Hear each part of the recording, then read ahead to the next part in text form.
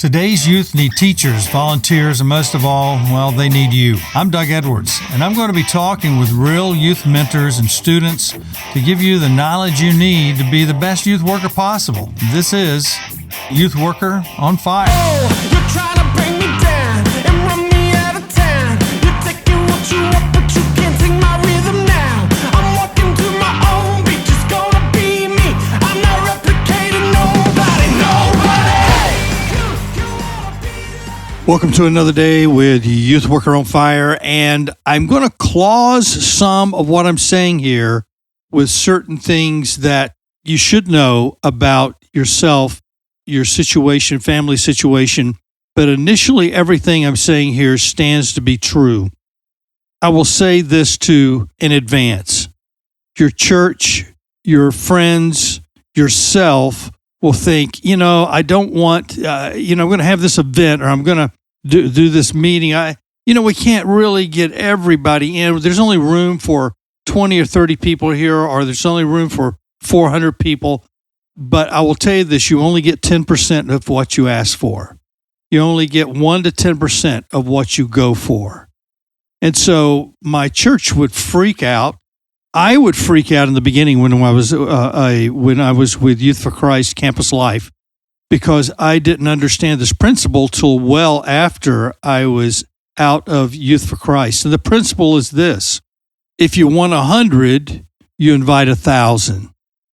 If you want 10, you invite 1,000. Why? 1 to 10%, 1 to 10%. If you want 1,000, you invite 10,000. Whatever you want, whatever you're willing to do, according to your faith, God's going to do. So here's what I did, and here's what I was taught to do.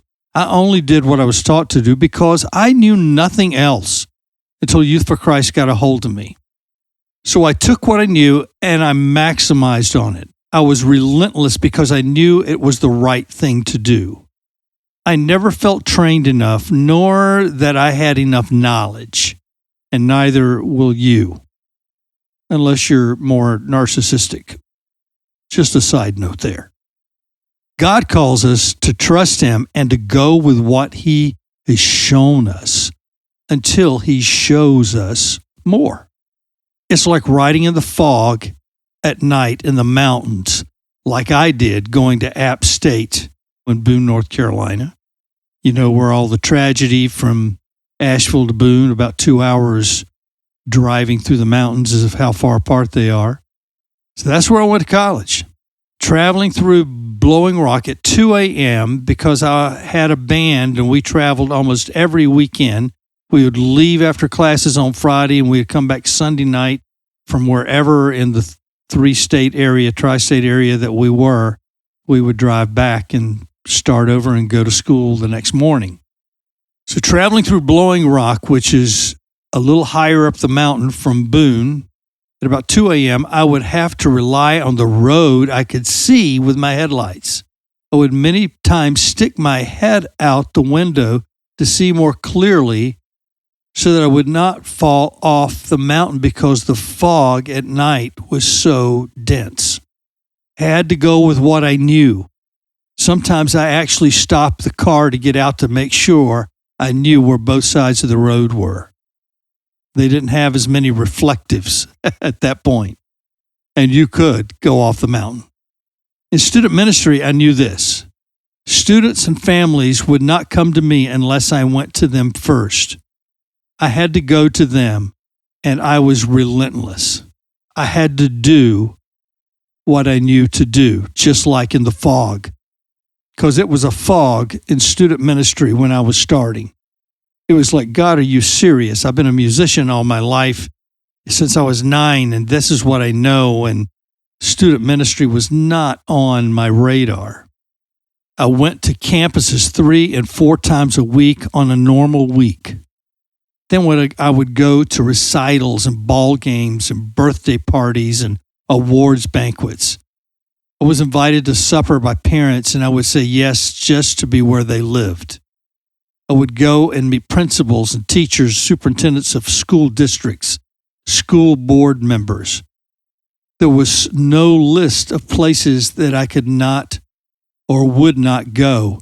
and sometimes once a week, they might come to one of our student ministry meetings because of all the places I'd been, because they knew I was relentless and I was there for them. I was about the Great Commission. They didn't know it yet, but I did. The Great Commission is about everybody around you, leading them to Jesus, and then the surrounding areas, and then the surrounding region, and then the rest of the world.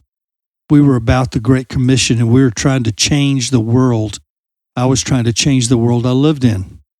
But I had to go to see hundreds and thousands to get 40 or 50 students together and lead them and disciple them. Some of those students are still in touch with me today from the very beginnings of my student ministry career. I did what I was taught.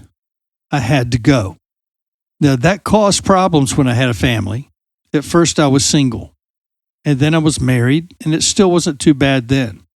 And then I had our firstborn son, and that was still easy to maneuver.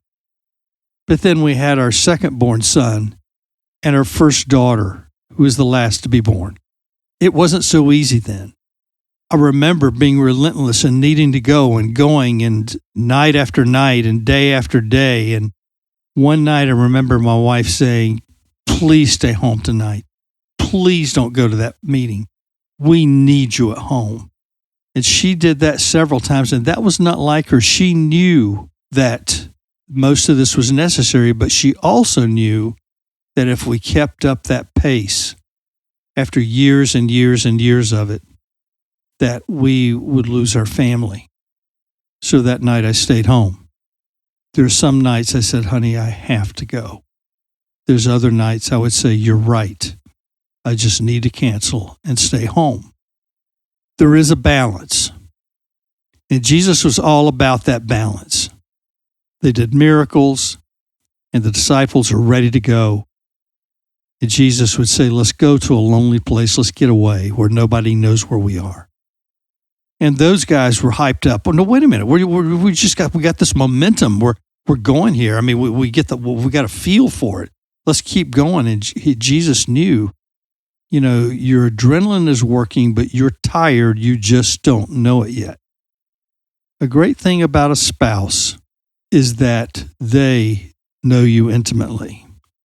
They know when you need to rest, and they know when you have to go. So always go until it hurts somebody, but try to plan strategically so that when the fog comes in and you're still in motion, you know how to stay on the road and to stay at peace with God and your family and the ministry in that order. All right, this is Youth Worker on Fire. And whether you're a youth worker or you're a mom, a dad, a grandparent, a businessman, you need to hear this and you need to know this, because it's about the love that we show to our own families. If the world cannot see that we love ourselves, that we love our spouse, that we love our children, and that we have a balanced life, and that we will not give everything up for them, then they won't trust us, because they are trying to learn how to live their lives with their families. Make sure you know, always go, but sometimes stay. You've been listening to the Youth Worker on Fire podcast. If you like what you hear, please subscribe and tell your friends. Also, leave a comment and tell us what you think. Stay tuned for more informative episodes.